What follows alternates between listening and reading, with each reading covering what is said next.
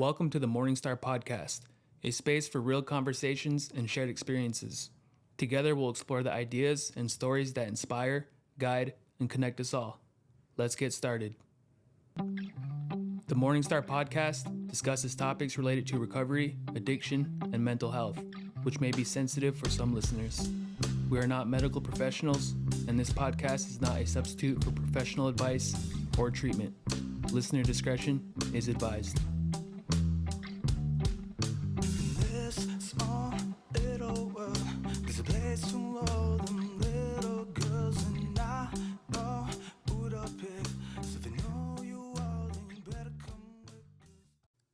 All right, welcome back, everybody, to the MorningStar Podcast. It is a nice, balmy Wednesday afternoon here, and I'm sitting with my friend and a man I've admired for many years now, Jason Grueneich.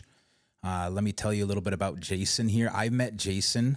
I could be wrong. I met Jason 9 years ago, 9 years ago, and I saw the benefit that he provided to the community. I saw the engagement that he gave to the individuals in his life. I saw the energy as well that he had. And if you're a guy who is not an energy guy, because I'm not an energy guy, I am not a stand on your chair. I walk into a room and I'm best friends with everybody in 30 minutes kind of guy. I struggle. I want to sit in the back. I want to be alone. I want to check boxes as to it's okay. You know, of course, I'll shake hands and I'll try to be polite and respectful and professional and everything I need to do in these social settings. And Jason is the kind of the exact opposite in my eyes. I mean, he's the guy that's he's gonna make you come out of your comfort zone, and he's gonna make you smile, and he's gonna make you feel that at that point in time and for those moments that you are the most important individual to him. And it's a very rare talent, and it's not even a talent. It's just an authentic quality of an individual, you know? And so it's always a pleasure to, Jason and I don't get to spend a whole lot of time together, truthfully. Haven't seen each other and it seems like a while, but I just know the excitement and the joy and the camaraderie he brings to the individuals in his life. And so kind of bringing him on here was kind of a no-brainer to me. So I'm really thankful that you took time out of your day to spend an hour with us and kind of shoot the shit and see what we can get into. So do you want to just start by telling everyone about who you are, a little bit about yourself, anything that you feel comfortable discussing right now? So. Definitely. Thanks, Craig, for that introduction. Wow. Yeah. You got me humbled over here. I'm usually all energy, and now I'm just kind of speechless. Yeah, now I'm really quiet and humble now. No, but thank you. I appreciate that. You know, like you said, name is Jason Grueneich. I am originally from this area, Bismarck, North Dakota. Grew up here, ran the streets here, got into trouble here. You know, part of my story is my story of recovery. You know, and it was interesting. I left here, I think, in 98 and took off for the Twin Cities and was there until about 2016 when I came back to Bismarck, North Dakota. So came back here to find some recovery. Never thought I'd end up back here. I swore this was the last place I was going to be. So for me coming back, it was not by choice. You know, it was kind of kicking and screaming that I came back, and I'm really grateful for it. Never thought that I would find a reawakening of myself within this city that I grew up in, my hometown, and then be able to discover myself and start giving back to the community. That's the craziest thing for me. To be an active part of the community it just blows my mind. You know, as we kind of get into the story a little further, I just never imagined it, and yet here I am, getting ready to sit down for a podcast with you, you know, do all of this and then be a big part of the community. So, I think it's always exciting to hear the different perspectives from individuals of where they were, where they came from. Right. And then talking about the present moment of, I used to be this, and this. I never expected these years later, I would be starting this. I would be involved in this. Yep. And I'd be sitting here face to face with you talking about these things and reaching out to community members, reaching out to individuals who just might need to hear this, who might be at their last straw, this might be the last thing that they hear.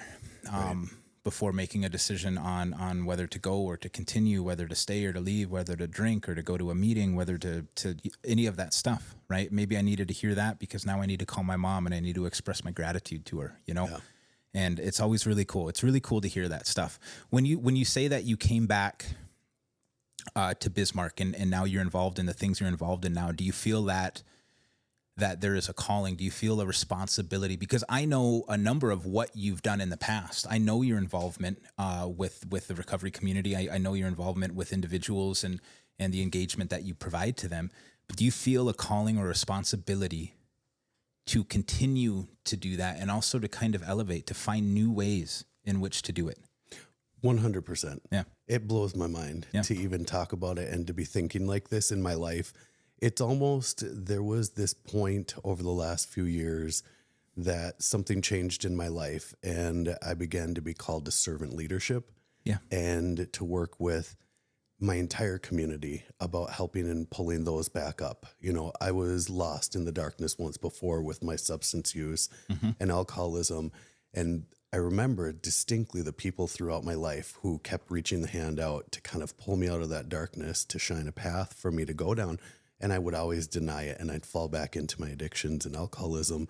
And once I finally came out of it, realizing that it's not just for me to help those in recovery, but to be able to give back to the community that I'm a part of, to be an active member of a community. And it blows my mind. Yeah. You say, and it was kind of, I was sitting here thinking of following up with that. And you sort of summed it up in that being an active member of the community. So I know of the things that you're involved in today. And would you say that your work is activist work? Would you call yourself an activist? Is that aggressive? Is that, you know, does that make sense? It's not aggressive. Yeah. It makes sense. I don't think I've ever thought of myself in that regard. Yeah. But I guess. Yeah. Yeah. Yeah. You know, it goes back to that, you know, those who don't have a voice. 100%. And those who don't realize they have a voice to be shared. Yep. And how can I help facilitate that? I don't want to be the one to speak for people. I want to be the one to help everyone speak up, I guess. So I guess, yeah, I'm an activist. Absolutely. That's crazy. Yeah. I was talking to a guy yesterday and he was talking about his family and that, and he mentioned his wife is an activist and I don't know what she does or doesn't do. And this is not anything, literally has nothing to do with her, but I remember hearing that word and it's like, how do you define what that is in somebody's life? Because it's kind of the evolution. Are we activists in our day to day, you know, as individuals with MHA recovery, as individuals in a community where we try to navigate altruistic expressions and give of our time, you know, is that a call for activism, you know, like how do you bookend where that is and where it isn't, you know? Mm-hmm. And it's good. You know, honestly, for me, I found my voice and who I was through my recovery. For sure. And in that journey, I realized that was such a small part of my life. I didn't realize because my addictions had been such a huge part of my life.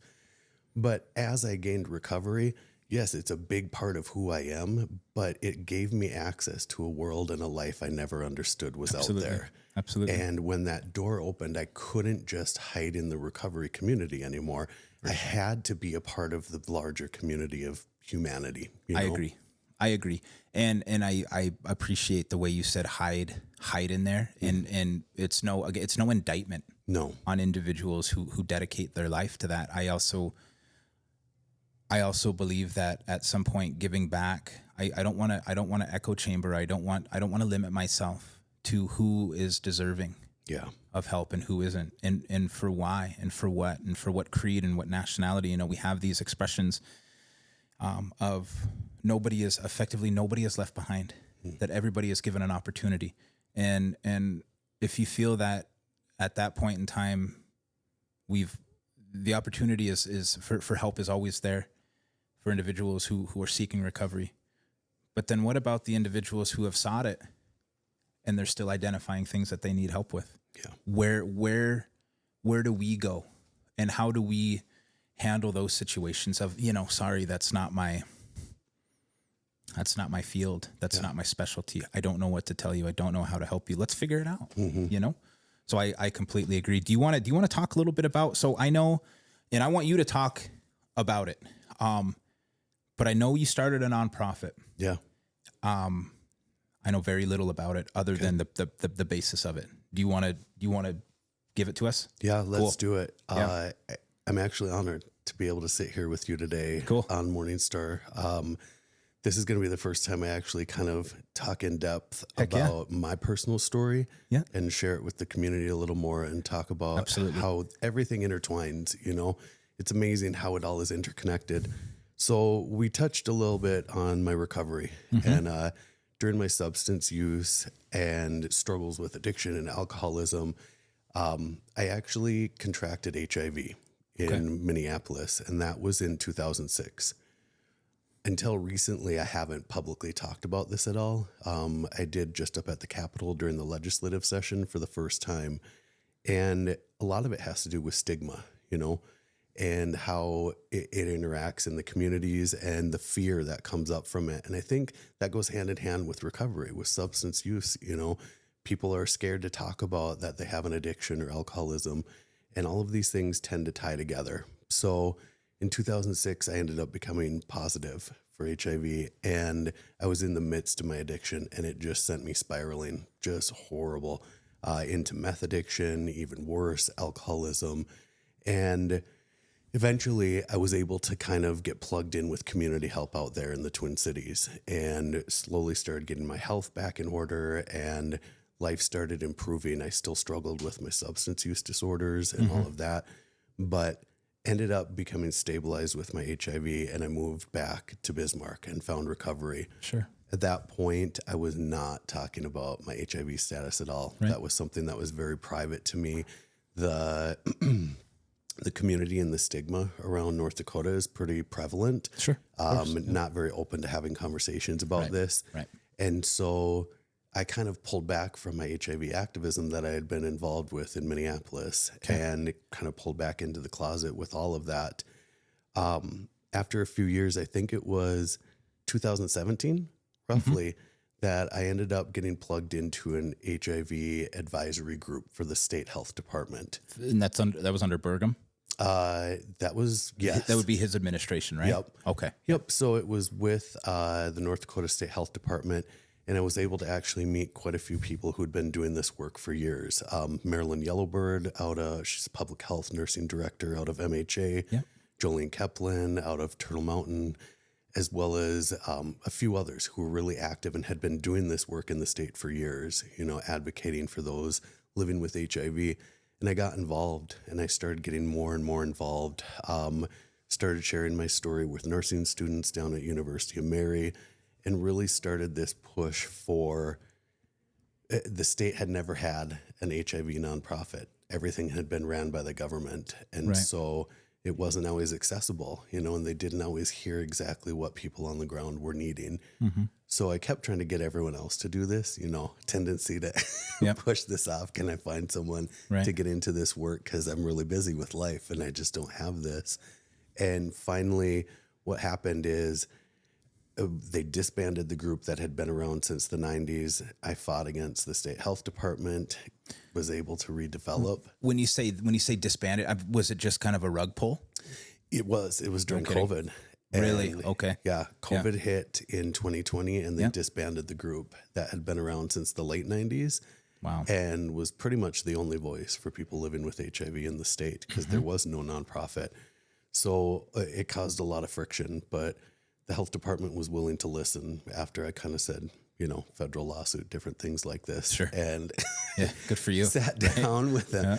All of this comes from recovery, which is crazy. Yeah. It helped me advocate for myself in all areas in the greater community. So working with the health department, got to develop a new advisory board for the state, was able to get funding for a peer-to-peer group for people newly diagnosed. So those living with HIV, helping those who are newly diagnosed, and expanding services such as syringe services, prevention, testing, everything that you can think of.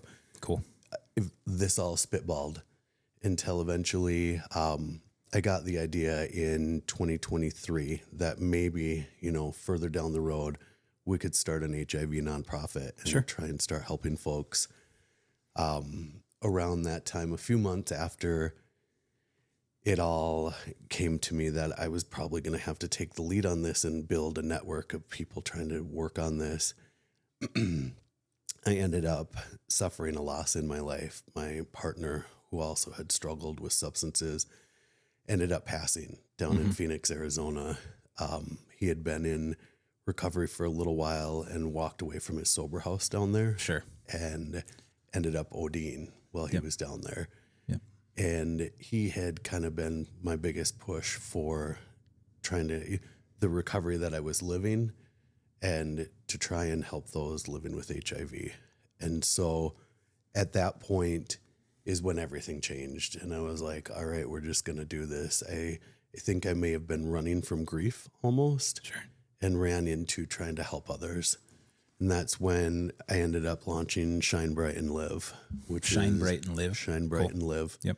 North Dakota's first HIV nonprofit. Outstanding. Yeah. Outstanding.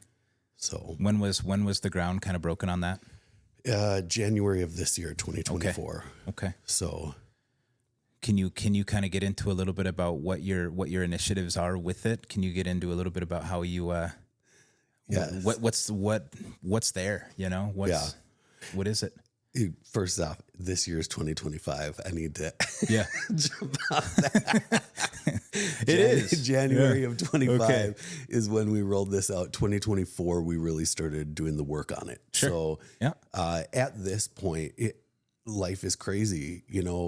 I ended up securing some funding from the federal government and state health department. Cool. Yep. And the main goal for me, there's already caseworkers across the state at Public Health who work with people who are HIV positive, get them involved in the federal program called the Ryan White program, which helps them out.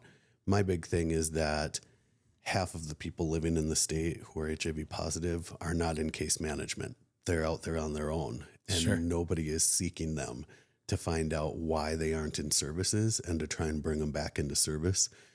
And the majority of what I've found so far is that it's substance use disorders, people with alcoholism and addictions who are falling out of service, people with homelessness who are falling out of service, and people living in poverty who just don't have the access in rural North Dakota to the help that they need. So that's my main focus, is how do we get them back into service? Because the main part about stopping transmission for HIV is to get somebody on medication. Sure. In today's day and age, if you are on HIV medication, you can no longer transmit the disease to anybody else. Really? Really. Okay. And that's the big thing. It's twofold what Shine Bright wants to do.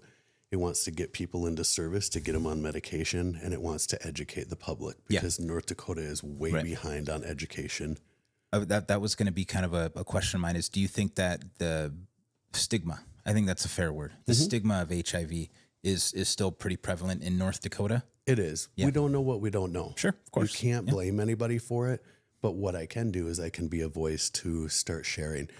Talking about my own status is petrifying for me, to get that out there, because the judgments are there and you don't know people you've been friends with for years may suddenly have a different view on you.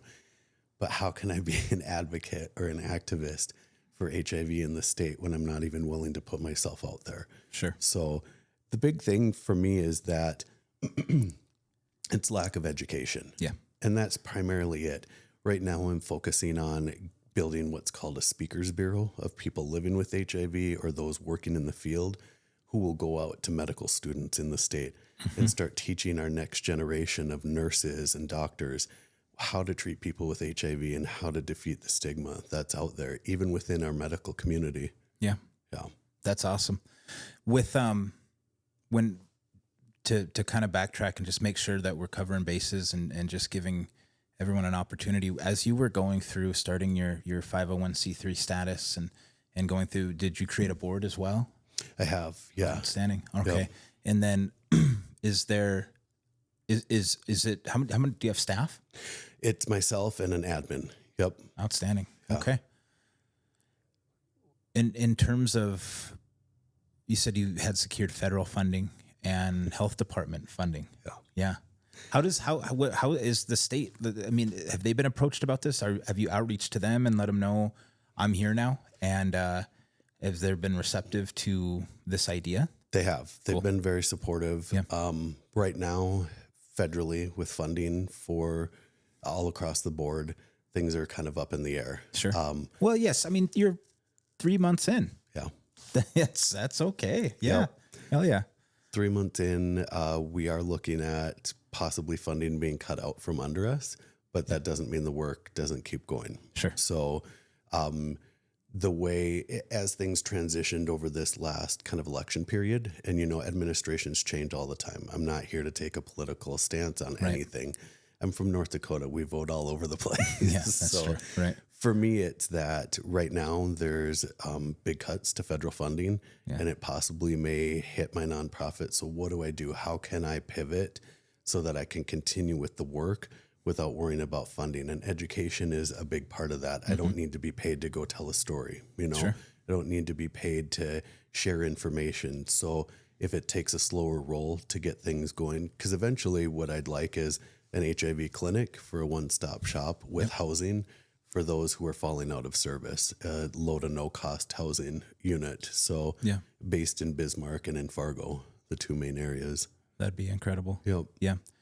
And then do you, I guess on a personal level, do you find that being I met you in North Dakota, we're talking in North Dakota, so you've stayed here. Yeah. And I know, again, we try not to get too deep into the politics on here, but it's at times it's unavoidable. Do you find that your calling of what you're doing is exacerbated or compounded because you're in a state that has those limited resources, and it's sort of like, if I leave, if I'm not here, I'm not saying not somebody else isn't going to do it, but who's going to do it? Does that make sense? 100%. Yeah.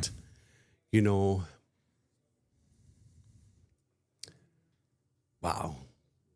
After my partner Johnny passed, it was really difficult for me to stay here. And I would say my biggest internal struggle is, do I stay or do I go?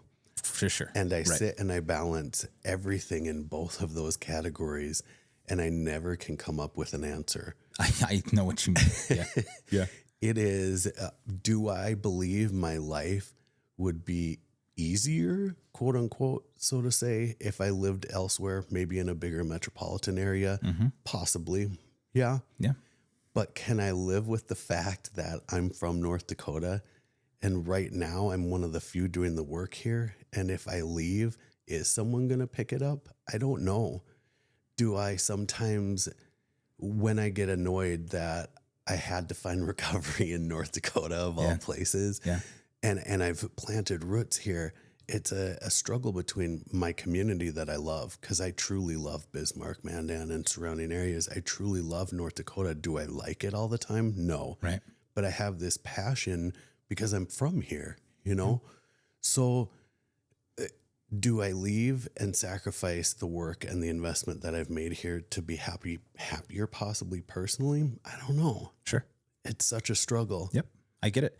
I see, we're friends on social media, and I see your travels. You go to New York City and this and that. I swear to God, this is true, is when I see you on there and you talk about how much you love these cities, I think he's gone. 100%, 100%, because it's such an authentic, I love this place. Yeah. And I totally get what you meant.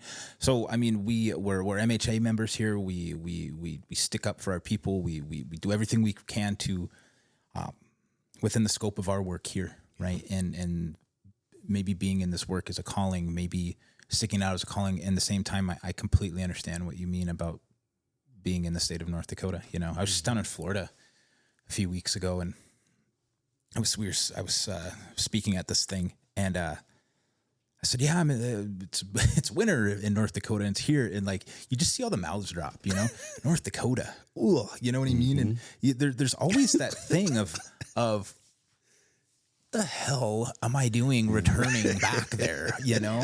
It'd be easy in a way. It would be justifiable to say, my life will be better here. Yeah. But I completely understand the allure. I can promise you, we are here, my wife, my family, and I, we are here unless something drastic happens, because I love it here. In the same time. In many ways, it's a state that's, I love the quietness. I love the resources it offers. I love the people as well. A handshake still means something. There's something that's very alluring that keeps me here, you know, aside from the work that I get to do, aside from the fact that our people are here and we get to help them every day. You take that out of the equation, it's still a hard place to leave, you know? So I get it. There's no judgment on that end, you know? And so with the nonprofit being brand new, you have a board created, you and an admin are going out, you guys are doing the work. Do you guys have, you talked about wanting to create a center of kind of a one-stop shop for HIV services in the state of North Dakota. You talk about doing education, outreach, networking of all that stuff. And you talk about doing the funding, and I get that. We have meetings almost every day. Yeah. There are conversations almost every day about federal funding being pulled. There's a lot of question marks, a lot of what ifs, maybes, what have yous. And so that leads to other meetings about how to mitigate that in case that happens. What are we going to do? You know, do you seek outside funding? And this is also just for individuals as well that are listening. Do you seek and accept outside donations as well from, you know, maybe private endowment funds? You know, whatever that looks like for you. Definitely. Yeah. We do contributions. When we first rolled out, the funding was suddenly up in the air. We had no idea if we were going to get any. Yeah. And so I said, you know what, let's just reach out to the community and see. And the community responded. We ended up with like $3,000 within a week, which was great to kind of get us off the ground and to help with establishing it. It's interesting. I had planned on leaving my full-time job and starting the nonprofit and becoming the executive director as well as the founder. And when all of the funding went up in the air, right now I am working 4 10-hour days up at my main job at the state of North Dakota. Okay. And then 3 days a week I work in the nonprofit full-time. And then in the evenings, I'm finishing up my degree right now in business management. Outstanding. So life is a little hectic. What school do you go to for the business? I'm just finishing up BSc right now, my first 2 years. And then we'll be debating on if we have capacity for 4. Yeah, sure. No, I understand that. Yeah. And then what was my I had the follow-up here. Could you, because our podcast is, you know, we blast this out to our tribal communities, and we receive a lot of feedback from our tribal communities and different tribes and different health departments and that. Do you have, how does your program impact tribal members? How can it impact and improve the lives of tribal members as well? And also, like, can you speak a little bit about on the stigma that you see, if you see any with tribal communities, and you know, call out what you see as being needed up there? You know, how can you come up and give what you have up there? Definitely. Cool. I appreciate you asking that. Yeah. You know, living in North Dakota, I think at times there's this separation between communities. And what I have found that is beautiful within the HIV work since I've been here is that there is this understanding that everybody who lives in the state is affected by HIV. It doesn't matter where, how, who you are. We all have a part to play in this. One of the biggest things is state of North Dakota has a very small HIV population. I was looking as of 2022, last time we had data, there were only 578 people living in the state with HIV. And that's considered small? That is. Comparatively, I think Montana has the lowest population, you know, per capita for the country, but there's a huge disparity within the state. American Indians and the indigenous peoples were 10.6 people out of per 100,000. And that's double what the white population has for people living with HIV.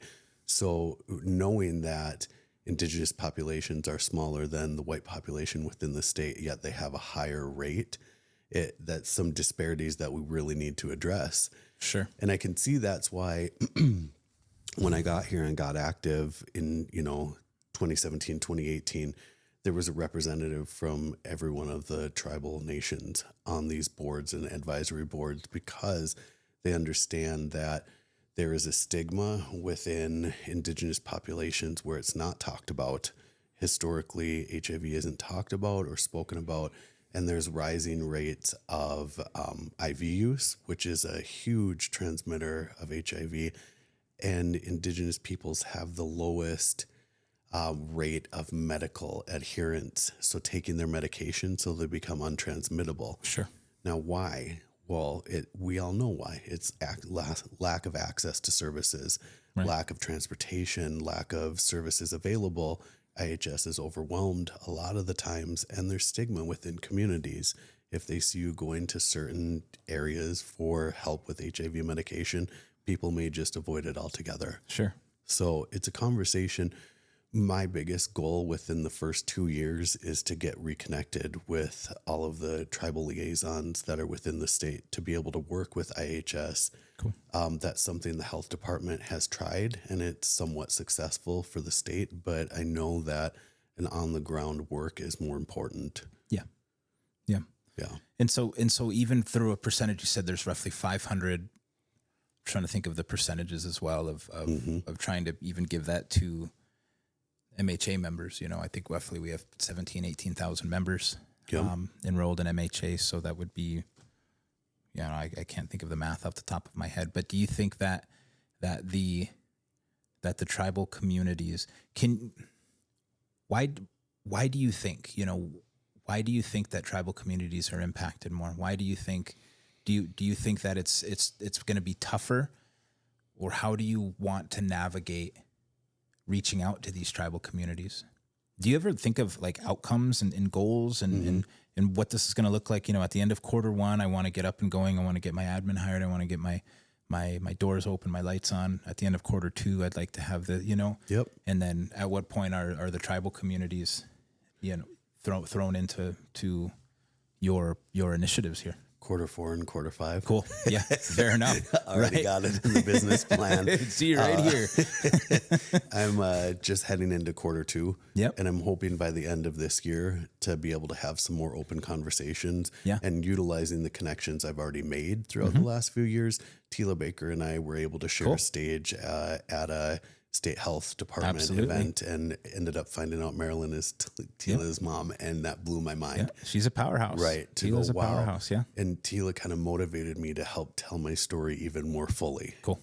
So these connections that we make, I don't have to hide a part of me anymore. Yep. I can be a whole health person, because how can I help a community if I'm not fully whole myself? I love that. Yeah. Yeah. I agree. And, sometimes it's that twofold thing. I mean, I understand what you're saying of I need to be transparent about who I am and what I am. And I have to be transparent about I'm okay with this, and I have to be transparent about I used to not be. And these are the things I did to get here, but I also think it's an evolving thing. It's a very fluid thing. I fully get that on a grand lesser scale. Like I'm trying to shift over to my own health, my own physical health. I went up to our Sage Coulee today, and I stood on the little scale, and I put my little thumbs on the thing, and it measured out my body fat and my freaking water fat. And I'm so like, ugh, so I'm going to get home and I'm going to like just go run on the treadmill, for a while, but I also think it doesn't have to be as frantic, right? It needs to be methodical. It needs to be thought out. It needs to be, beneficial and equitable for the entire state, because I don't know that I have the right to say this is going to be an easier path. Maybe it's easier to spread awareness in Fargo than it is in Williston. But why are my resources directed towards them? I'm really glad you brought up that. For exactly sure, that point. I could have posted up and started this nonprofit in Fargo and had easier access to everything. Yep. I would have had a more open community that would have been more supportive, possibly a larger support base for doing it. My main reason for sticking in Bismarck is because Central and Western North Dakota are historically neglected in all service access. When we talk about, transmission and rates of HIV right now, the MHA nation sits on what county again? I think it's Montreal County. Montreal. Yeah. And there is a 6-county area, including Montreal, that is rising in the HIV infections, as well as a lot of other things, IV services and issues with all of that. And so being able to stay focused here, and my main goal these first 2 to 5 years is central and western North Dakota before we start branching eastward, is because we deserve just as much access to services out here that everybody else does. Yeah. And so why don't we put more resources in this side of the state? Yeah. So could I go to Fargo and possibly travel easier, have a bigger community? Yep. But I don't have time for that. Sure. I have time to help others. And the most help that's been needed historically is over here. Yeah. So love it. Do you work at the public health at the county levels as well? Personally, do I get paid to do it? No, not necessarily paid, but do you outreach to the counties, of just kind of compiling data and seeking, I don't know if you're doing like FOIA requests or something like that in order to just get the numbers in front of you. Yes. Yeah. And right now I'm actually the chair of the North Dakota HIV Advisory Board. Okay. And so in doing that, we're coming up with our next plan for how the state's going to address HIV for the next 6 years. Okay. So the data I've kind of been giving you is the previous 2022 was the last time we pulled a bunch of data. So right now I'm working with Renee Mock, the director of Burley Bismarck Public Health. I've reached out to Mandan and I'm trying to start locally to see how to navigate some of these areas and communities and organizations before I start branching out further into like Williston, Minot, Dickinson, and then spread from there to the rural areas. I'm trying to build on it because at this point it's just myself with some admin backup. Sure. Which thank God for my admin, working 2 jobs. If I don't have that support, I wouldn't be able to do half of what I do. Yep. Do you, and so the HIV Advisory Council is back for North Dakota? Yes. Okay. We helped redevelop it. Okay. Yep. And so with the new administration, with, Kelly Armstrong being the governor now, has that been met with? Big support. Cool. And actually just recently, one of the main wins that I've had as Shine Bright and Live is we recently advocated for the decriminalization of HIV in the state of North Dakota. And when you're looking at it from far away, you're going, why would we want to do that? It was, in our state, it was a felony to transmit HIV without telling someone that you were positive. But the way it was written, because it was written in the mid-90s, was that whether you transmitted or not, if you didn't constantly share that you were HIV positive, you could be charged with a felony, facing 20 years in prison, a $20,000 fine. As we looked into it more, we realized that victims of sexual assault could be charged by their perpetrator, by the rapist. Mm-hmm. We found out that if you were in a bad relationship or had a bad breakup and your partner or wife or husband decided that they wanted to say you never told them you had HIV, they could. And now you had to prove in a court about a private conversation whether it occurred or not. And so there were so many pieces of this. North Dakota, for the first time, is one of the leaders in decriminalizing HIV. And it's been a national movement. Yep. For the last 5 to 6 years, it's really been taking off. And for us to have done the work over the last 3 sessions, and in this session, we were able to get it decriminalized. I'm actually going to be going to a signing with the governor here shortly. Yeah. Blows my mind, man. What it does is it takes away the stigma of criminalization. There's already laws that protect people who would have a malicious intent and be going out there and spreading this virus purposefully. And so we don't need a separate law that actually stops people from getting tested. They're scared. What if I am positive and suddenly I get charged with a crime when I didn't know what was going on? So they just don't get tested. So the biggest thing is we need to put HIV in the hands of public health, not a criminal court. So there's 100%. So much going on. 100%. So when, as you were, did you go to the legislative session and testify in favor of this and all of that, and did your lobbying with the state? Because I know our legislators are, anyway. Yes. How was that experience? It was overwhelming. I bet. Petrifying. Told my story. Hard not to judge, probably. Yeah. Ended up, made some great relationships too, and learned a lot about the process. I had been someone who'd always advocated about voting, but I didn't think anybody really listened Sure. after we voted, you know? Yeah. So to be able to walk through the process and have some human conversations one-on-one with some of these legislators and see that we were able to build support, it blew my mind. I'm working with some national kind of HIV organizations, and they cannot believe we pulled off what we just pulled off. That's cool. Yeah. Yeah. Do you think it's because of the state that we're in, or do you think it's also just, no, I know that with these other states, they're going to be looking at North Dakota and they're going to figure out how did they get this done? Yep. You know, I know that when the property tax bill failed in our voting last year, our election last year, there's a number of states that were looking, that North Dakota, I think, was the first one to put this on the ballot, and they were looking at the outcomes of what was going to happen, and they were going to decide if it was worth it to try to, you know, gain some traction in their own state on this or not, or what went wrong or what went right or whatever. And so I know that there's kind of that positioning as well, you know. And have you been able to kind of outreach that? I mean, that could be another initiative with the nonprofit is ask, you know, we did it. You know, I'll help you. It is something, you know, the Elizabeth Taylor AIDS Foundation reached out to me. It's a national organization that's been around since the 90s. Elizabeth Taylor was a famous actress for those of us who are younger, and was a huge supporter of AIDS when the AIDS panic kind of took off in the 1980s. But they're saying that South Dakota and people from Montana are already wanting my information. And what I want to remind people is that this wasn't just me. Sure. This wasn't just Shine Bright and Live. This was a group, a coalition of people who came together. Representative Gretchen Dobrovich out of Fargo had been bringing this bill for 3 sessions, you know. Canopy Medical Health Services out of Fargo worked with Shine Bright and Live, and we got people living with HIV to come and give their testimony.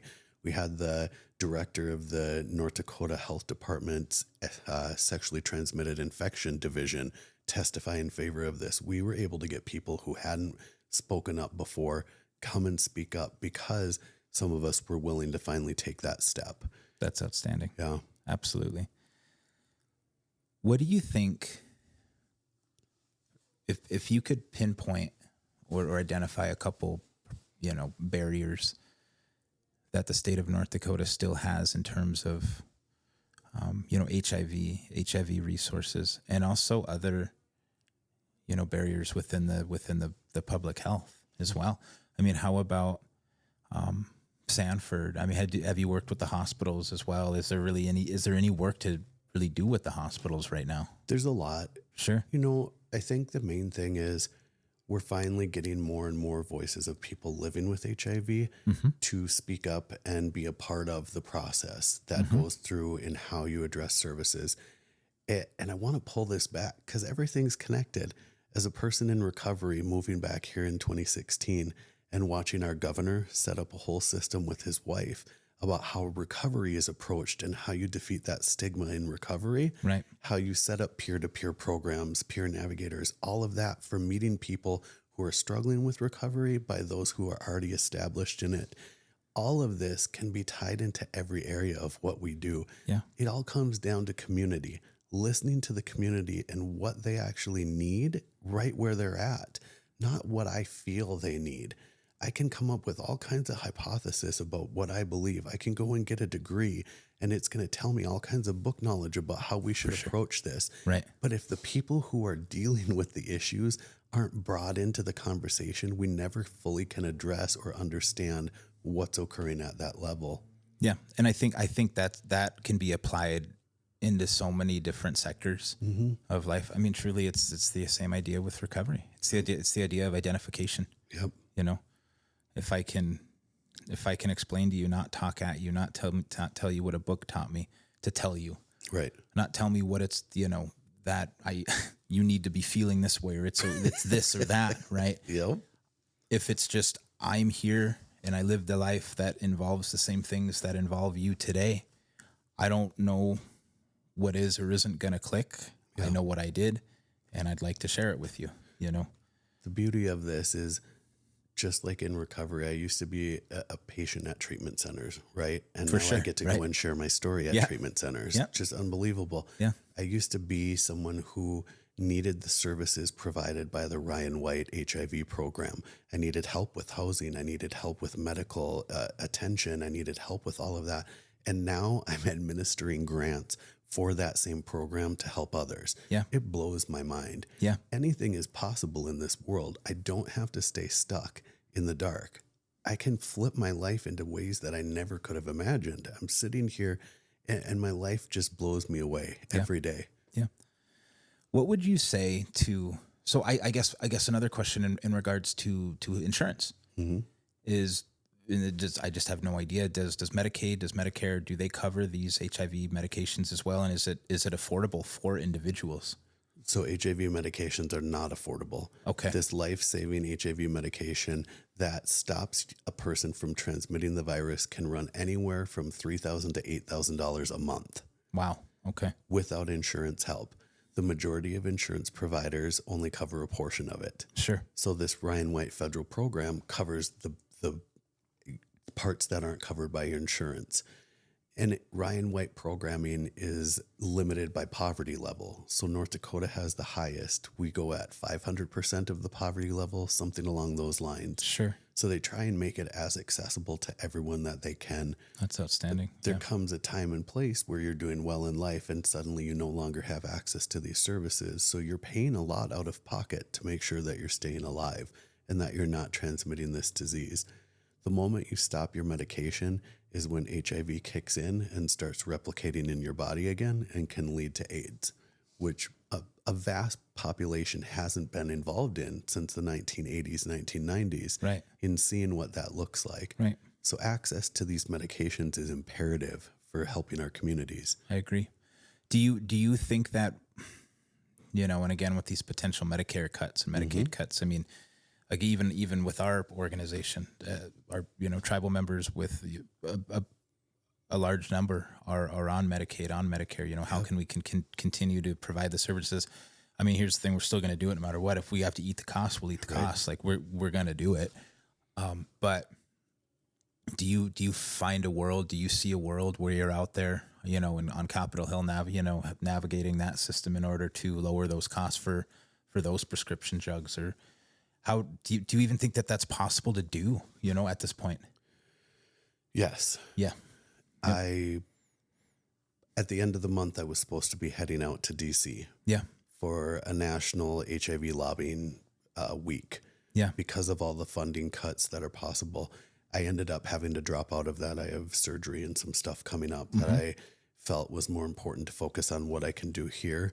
But do I see myself in the future? Yeah. Do I want to? No. I get it. I want nothing to do with politics. Yeah. As much as I know we need access to it and we have to be a part of it, it is not at the top of my list of what I look forward to in my life.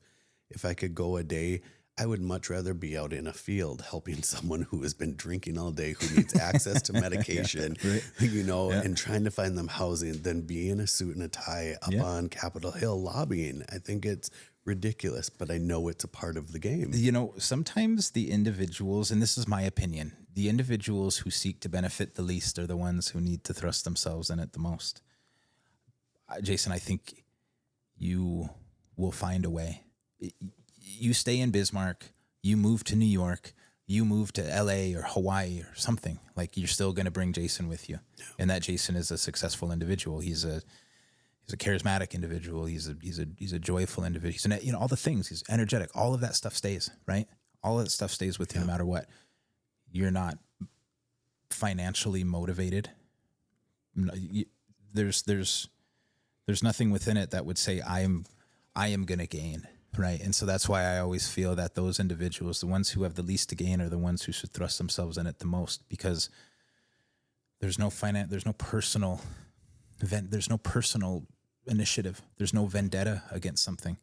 It's just I see a hole in a system, I see a gap in a system. Maybe I can help it, maybe I can't, but I'm going to throw myself in it the most.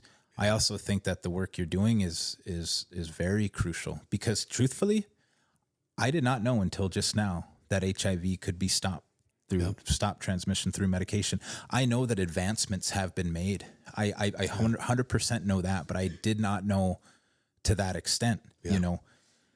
I also think that there is still that stigma. I remember hearing about HIV and AIDS in the 90s, kind of when it was coming. And there was the fear. It was like COVID all over, of this not knowing, and, go buy toilet paper and we're all going to die and this and that, And now it's morphed into this thing that it's navigable. Yeah. It's navigable. And from it can spur hope, can spur joy, can spur freedom. Like that's kind of the turnaround of humanity. Right. And I don't think it happens without people like you. And there's people that need to hear you that, unfortunately, for our better or worse, are making those decisions. Does that make sense? It does. And so, we support you 100%. We support you all the way. What would you say to somebody today, right now, who fears they may be HIV positive, or is newly HIV positive? What would you say to that person, and has that fear, has that unknowing? You're not alone. Yeah. You don't need to deal with this by yourself. There's a whole community that's ready to love you and to bring you in and to show you that this is not a terminal disease anymore. This is manageable. Like you said, you can navigate this life now. Is it life-changing? Yes. But you can live a healthy, full, productive life today. But you need to get connected to that community. You need to be plugged into help for medication. And if you're struggling, because it's shown, it's proven, those living with HIV, that community has a way higher rate of alcoholism and substance abuse because of the stigma, because of the fear. You don't have to live in that darkness alone anymore. Right. You can have a healthy, productive, fulfilling life and live with HIV. You don't need to be an outcast.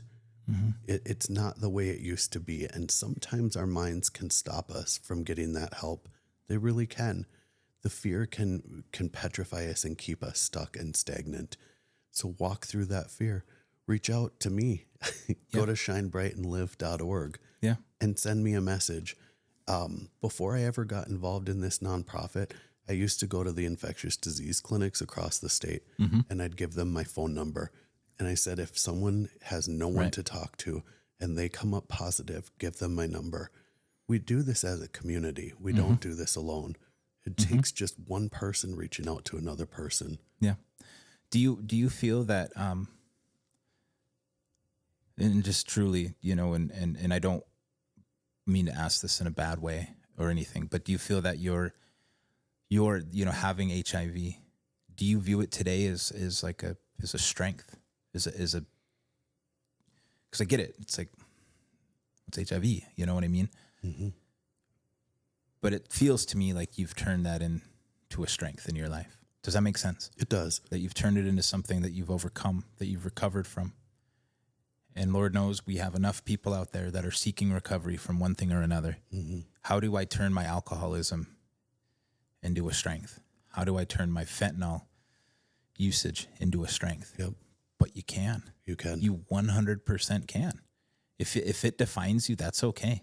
Does alcoholism define me? Yeah. 100%. You know what I mean? Yeah. Right. My story and my journey can help others so that they don't have to walk through the darkness that I did. When I was positive, if I would have understood when I became positive that I could get help and find resources right away, I may not have gone down that 6 more years of hell that I walked through, being homeless on the streets of Minneapolis, being strung out, being drunk. Right. I could have been in a different place, but that story and that journey make me who I am today and can help others, so maybe they don't have to walk down that road. Yeah. So definitely my HIV status is a strength in my life. Yeah. I agree.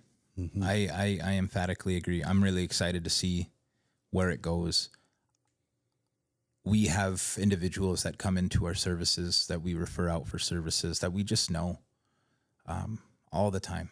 And having what you're doing available, especially being the first of the kind in the state, is huge. Yeah. I mean, that is huge. And it's huge for the state of North Dakota. It's huge for progress that can be made. It's huge for planting a flag and saying that change is effectively change is coming. And this is what it looks like. Yep. You know, it looks like being okay talking about things that we used to sweep under the rug. Yep. That we're not going to turn our back on uncomfortable conversations anymore. That helping our neighbor and shaking hands of individuals means something more than just identifying ourselves, okay. Right? That I care about you as an individual. I want to get to know who you are as an individual. That I want to hear the story of you, and I want to hear what makes you tick, what makes you hurt, what makes you humble, you know, and ultimately, like, what can we do to help each other, you know? And so I think what you're doing is fantastic. Do you want to share a little bit about like your hours of operation and how to reach you and all of that stuff? Yeah, definitely. Yeah. Right now, operation hours are kind of limited. I'm working out of a church at the moment. Yeah. And so we're open full-time on Thursdays and Saturdays over at McCabe Lutheran Church or McCabe Methodist Church. Wow, I'm a member and I just forgot that. Lutheran, Methodist. But, you know, I haven't been active in the church in years, so this blows my mind still too. The main way to get a hold of us is online. shinebrightandlive.org is a perfect way to reach out. My contact info is on there. My phone number is on there. My email is on there. director@shinebrightlive.org. Cool. So that's the best way to reach out. Outstanding. You can find us on Instagram, Facebook, Threads. I don't even know all of the different stuff. The whole thing. Yeah. You know, and I'm really interested in watching it, where everything that you're able to accomplish. Love to have you back on here down the road and just catch up with you again and hear about everything that Shine Bright and Live has done and you and yourself have done as an individual. You have a very, very impactful story, a very raw, very real story of what life is and also what life can be, you know? And so, you know, keep being yourself, keep having the energy, keep shining bright and live. But man, I'm super happy you took time out of your day. I'm ecstatic for you that you get to go and sit with the governor and sign a bill decriminalizing HIV. I think that's huge. I also I just didn't know. I didn't know that it was a felony of that magnitude. And again, that's just the ignorance of myself. I don't want to like blame anybody else. Like that's just my own personal ignorance of not knowing, you know? Yeah. And look, if you can do that, if you can lobby to help get that decriminalized, if you can start a nonprofit, if you can make time for everything else that you do, I don't have concern that the things that you want to accomplish will be accomplished. You know, I believe. So, man, I love you, and I'm very happy you came, and look forward to having you again. Thanks, Gray. Yeah. Love you too, man. Cool. I appreciate being here. Yeah. Thank you all. With me, 'cause in this life we live free, yeah. 'Cause in this life we live free, yeah. 'Cause in this life we live